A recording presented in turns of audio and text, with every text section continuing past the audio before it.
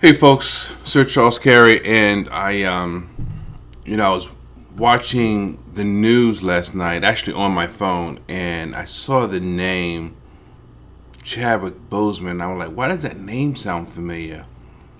And it was hard to believe that at just 43 years of age, Chadwick Boseman is gone. He's passed on, and that's why the depth of your loss is deep, it's powerful, it's impactful, it's so many things. And I speak to it simply because I don't think a lot of times we realize it. Many times we take life for granted and we go through life and you just don't realize that you matter. Your life matters. And I know we talk about Black Lives Matter, but I'm not coming at it literally from that perspective. I'm talking about it from a perspective that I think a lot of times we just take life for granted, and when I think about it, I'm thinking about the fact that Chadwick had been working on other projects in between surgeries and chemo, and I can relate because I've done that same thing. Excuse me. I've done talks, keynotes, in between chemo, after having not too recently had treatment. I've worked on creative projects while undergoing a series of treatment. And I thought about it and I realized what I was doing, but I did it because I was that devoted to the project or that devoted to, the keynote, whatever it was at the time. And, many times I look at myself and I laugh because I used to call myself a singer, and I did spoken word and I wrote, songs and things of that nature. But actually, I was an artist. I wasn't an individual thing. I am a creative and innovative being. And so are many of you. We are creators. We are innovators. We are leaders. We're so many different things, but we take our lives for granted by the actions or the foolish actions that many of us take. And, the truth of the matter, one of my favorite catchphrases is that we're so much more than we realize, yet we don't realize that we're important to other people. And, we want to talk about how people treat us. And I get that. We should all treat one another well. Doesn't matter of your color, cultural background. But we've got to treat each other well. Period. We've got to treat each other well. If you love someone, you love them. If you don't, leave them alone. Don't even let their name come out your mouth. You don't need to. If you're not cohesive with someone, if you don't gel with someone, just leave them.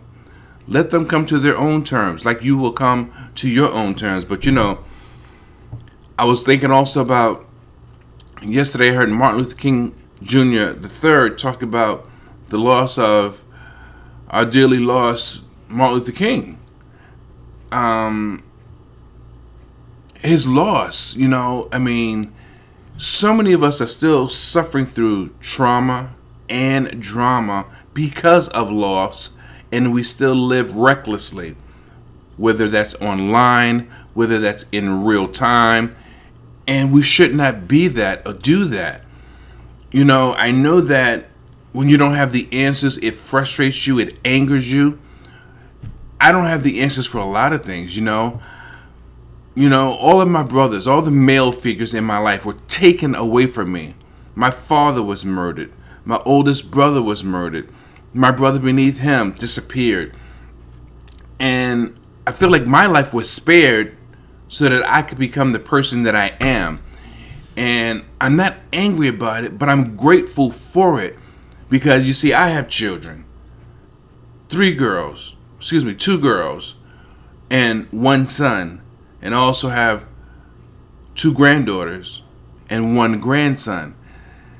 And imagine had I been taken before they came of age, my children or my grandchildren. To me, that would say a lot, and speak to why our loss is important.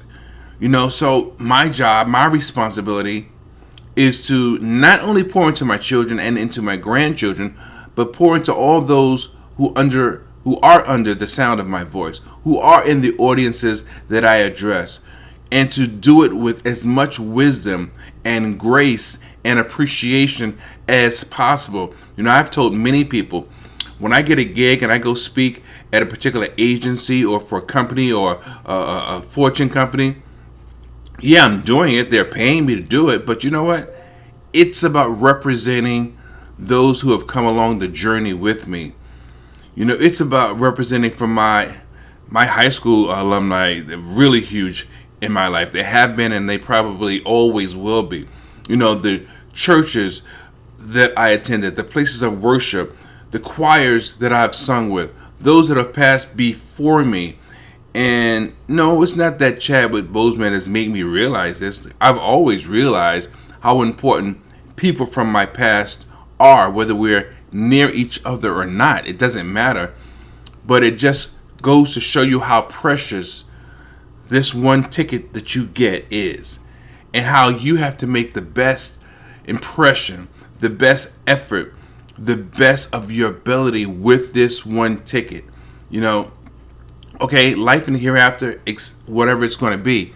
But what are you doing now? I just made a post by, I think it was Gary Vee. He says, it's not about how much sleep you get. It's about what you do while you're awake. And we have to wake up, literally and subconsciously. We have to be conscious to the fact that there's more to you than what you realize. There are people watching you that are right next door to you, in the pew near you, around the corner from you, in the cubicle over from you. People are watching you, and it's not about doing something for them. It's just about fulfilling your destiny that you're supposed to fill. I was talking about being on Facebook, and Facebook has really turned me off. And yes, I know this is going to Facebook. My point is, it's filled with things that do not benefit us in many cases. Now, it's also filled with an opportunity to see why we should grow and why we should go to the next level in life. But, yeah, going back to Chadwick, man, to know that he did many of the things he did again on treatment, in between surgeries, and I can relate to that. And the depths of our loss, it should be taken seriously. I lost all of the male figures that were closest to me. And I know some of you may believe or believe differently, but God has always had some male or some family or influence of males around me that has allowed me to be protected, allowed me to grow, and allowed me to learn. And I think the biggest thing is that we really got to realize, one, there's more to you than you may even really know. You got to stop running from what you're supposed to do. Two, we have to start treating one another the way we're supposed to treat one another, regardless if others are treating us that way or not. And three, just recognize the depth of your loss will impact your family, your friends, sometimes your work associates, people that you worship with, people that you have recreation with. And that is not to be taken lightly, because you may be leading someone and you just don't know it. So all I can say is, keep it real with yourself. Do the things that you're supposed to do. Really appreciate, the quiet time in your life. The quiet time should not be taken for granted. It's there for you to recharge your battery, for you to re-energize and really do something with. And I really encourage you to, be still. Identify that thing. Look into it. Work towards it. Get better for it and because of it. And do something significant so that, your time here will be worthwhile. Man, Chadwick was one of those people that he may not have been a great stage actor and all that, but his impact is for this generation. It's not necessarily for my generation, but because of the creative aspect, I can appreciate what he's done. I mean, so many things I've seen him in. Man, he goes and has gone all in.